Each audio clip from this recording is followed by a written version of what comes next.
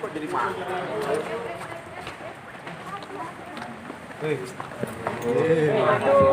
Kenapa sih bermaju? Ya elah sih.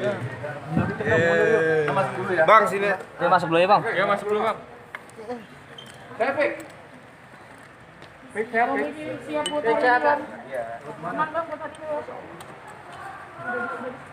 Yuk kasih lewat dulu yuk, biar yuk.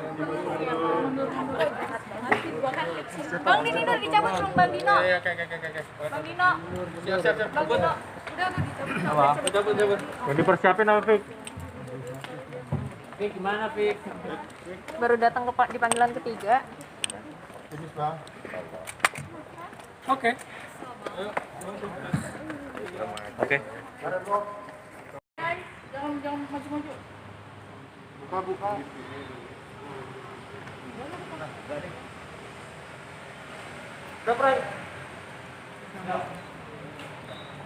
Vicky, gimana Fik? Fik, gimana Fik? Fik, dikit dong. Dikit dong. Bang.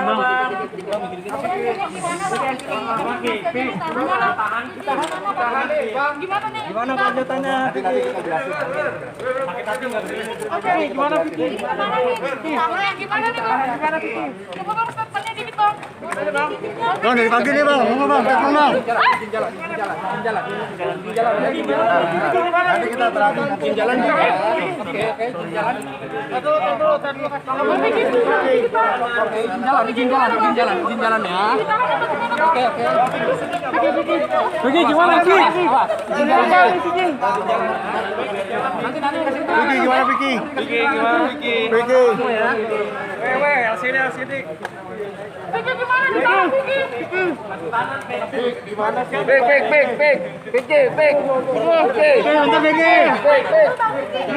Vicky, I love you, Vicky. Vicky. Vicky, I love you, Vicky.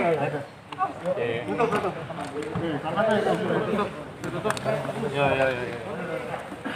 Siap.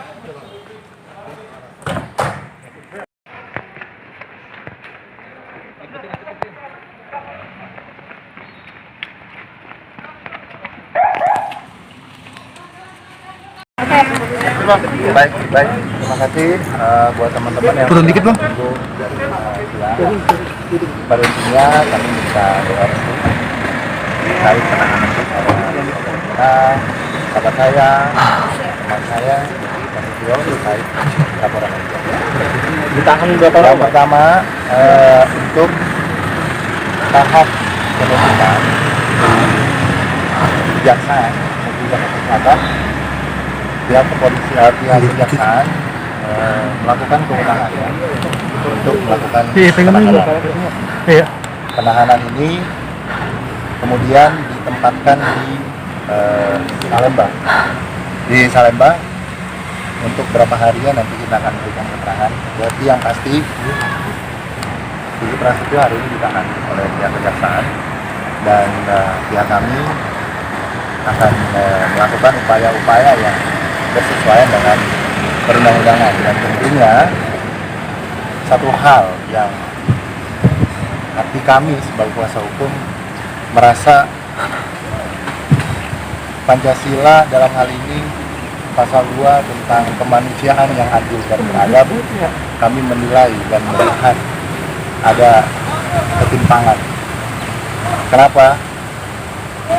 Kami tidak melakukan protes terhadap kewenangan kejaksaan, tapi kami melihat ada sesuatu yang memang harus kita luruskan. Ketika seorang suami memergoki seorang istri berada di dalam satu kamar bersama laki-laki lain, alangkah sangat menyakitkan bagi kami kaum laki-laki tentunya. Malah seorang suami yang hari ini menjadi seorang pesakitan ditahan dan diproses, itu ditemukan berada di dalam satu kamar dengan laki-laki lain. Ya, dan ini pada jam-jam malam yang tidak layak, dan memang menurut hemat kami tidak ada satu norma pun yang membenarkan kedatangan seorang istri. Tidak ada satu agama manapun yang membenarkan seorang istri berada dengan laki-laki lain di dalam kamar. Fikih semata-mata menjalankan haknya sebagai seorang suami, melindungi berdasarkan undang-undang pernikahan, berdasarkan syariat agamanya, melindungi keluarganya, menjaga harga dirinya sebagai seorang laki-laki, sebagai seorang suami. Saya pun merasa khawatir ketika nanti suatu saat ataukah istri saya temukan di dalam ruangan atau di dalam kamar dengan laki-laki lain. Saya tidak bisa berbuat apa-apa. Karena apa? Saya takut dipenjara. Karena saya melakukan gerebekan terhadap memergoki terhadap istri saya misalkan di dalam kamar, ataupun ya kepada masyarakat lain. Ini akan menjadi satu presiden buruk, merubah norma, merubah adat istiadat. Kita orang Timur, kita orang Indonesia, kita punya adab. Hukum ditegakkan, kami sepakat. Tapi kemudian hukum juga harus mengikuti adab dan norma-norma yang berlaku, terutama moralitas kita sebagai manusia insan yang punya tuntunan budaya maupun tuntunan agama kita. Dan proses selanjutnya apa Bang kalau boleh tahu? Yang pasti kami akan menunggu proses daripada kejaksaan untuk segera memohon kepada pengadilan untuk disidangkan. Tentunya proses ini akan kita ikuti. Untuk masalah fakta hukumnya seperti apa, kita akan uji materi ini di dalam persidangan nanti. Nah tentunya sekali lagi kita pengen juga masyarakat memahami permasalahan ini. Permasalahan ini timbul karena ada seorang suami yang katakan, sekali lagi saya ulangi, seorang suami yang memergoki istrinya berada di dalam kamar bersama laki-laki lain, dan hari ini yang menjadi pesakitan adalah seorang suami. Nah pertanyaan saya adalah bagaimana pertanggungjawaban hukum terhadap dua orang ini, terhadap suami, terhadap istri dan terhadap laki-laki yang ditemui berada di dalam satu kamar yang memang secara hukum, norma, adat, istiadat, susila, agama pun tidak membenarkan. Kenalan itu subjektif daripada penuntut umum. Kami tidak punya kewenangan untuk melarang atau mengintervensi. Kami mengikuti saja. Kami mengikuti saja apa yang memang sudah menjadi kewenangan daripada jaksa sebagai penuntut, sebagai sesama penegak hukum. Kami tidak bisa mengintervensi. Artinya ketika jaksa memutuskan untuk dilakukan penahanan, ya kita ikuti. Ketika harus ditempatkan di Salemba, kita ikuti. Bukan Salemba ya Bang? Salemba ya, Salemba. Oke, siap. Dan kami juga meminta ya bahwa ketika terjadi permasalahan ini ini untuk menjaga moral seluruhnya.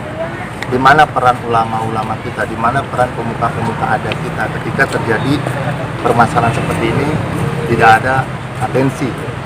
Ini akan sangat merusak moralitas anak muda, bahkan suami istri, rumah tangga, dan tentunya ini akan kami meminta lah daripada pihak-pihak yang penjaga moral, tentunya orang yang memang di situ, tokoh agama manapun lintas, tokoh budaya manapun, ayo kita lihat, kita perhatikan ketika seorang suami melakukan gerebekan malah dituduh sebagai fitnah dan perbuatan tidak menyenangkan. Nah, pertanyaannya adalah yang tadi kami balik. Kalau memang Vicky melakukan perbuatan tidak menyenangkan, apa yang dilakukan seorang istri dengan laki-laki lain itu apakah tidak lebih menyakitkan dari perbuatan yang tidak menyenangkan? Dan itu yang akan menjadi pertanyaan kita. Harga diri gue melihat dan menemukan istri gue di dalam satu kamar bareng-bareng dengan laki-laki lain. Di mana perasaan gue? Gimana? Ya boleh dikatakan ya kita cukup prihatin secara psikologis. Ya Vicky merasa apakah seperti ini ya kehidupan dia benar, tapi boleh dikatakan hari ini dipersalahkan, gitu loh, dipersalahkan dan bahkan diproses secara hukum di pengadilan. Tapi makanya kita jalani. Bang, kapan ibunya gimana Bang, ibunya Bang? Ya baik, kita belum mengajukan penangguhan secara prosedural. Kita melihat nanti seperti apa ke depannya, tapi yang pasti kami akan melakukan upaya-upaya yang memang sudah selayaknya kuasa hukum melakukan. apapun itu akan kita lakukan. Artinya kan CCTV itu sendiri tidak dari publik figur tidak akan mungkin menghilangkan barang bukti dan sebagainya. Pasti tidak akan menghilangkan barang bukti. Permohonan tidak ditahan, kami sudah ajukan kepada Kepala Kejaksaan Negeri Jakarta Selatan. Kemudian juga sudah kami ajukan alasan-alasan yang rasional sekali sebagai tulang punggung keluarga, kemudian Vicky juga tidak menghilangkan alat bukti dan bahkan di pihak penyidikan tidak dilakukan penahanan, dan tentunya kembali ini hak daripada kejaksaan untuk melakukan itu. Kami mengikuti prosedurnya, kami mengikuti karena itu hak yang diberikan undang-undang oleh kejaksaan.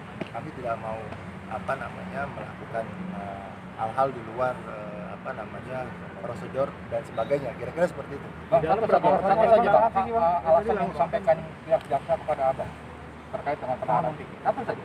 Itu subjektif daripada pihak kejaksaan. Saya tidak menanyakan dan kami juga tidak mau boleh dikatakan melakukan itu upaya-upaya yang lain dalam hal kenapa ditahan. Silakan ditanyakan kepada kejaksaan sendiri, dan pastinya pihak kami, kita tahu aturan, kita tahu kewenangan masing-masing pihak, ya kita serahkan lah. Vicky-nya sendiri siap nggak sih Bang? Buat Kalau bicara sampai akhirnya siap, ditahan kayak gini?